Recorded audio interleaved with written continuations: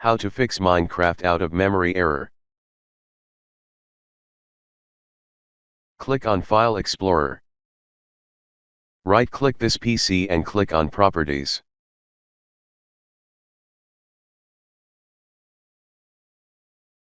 Click on Advanced System Setting.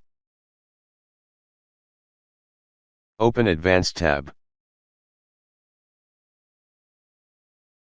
Click on Environmental Variable.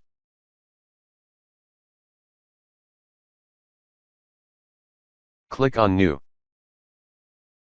Now type the following and press OK.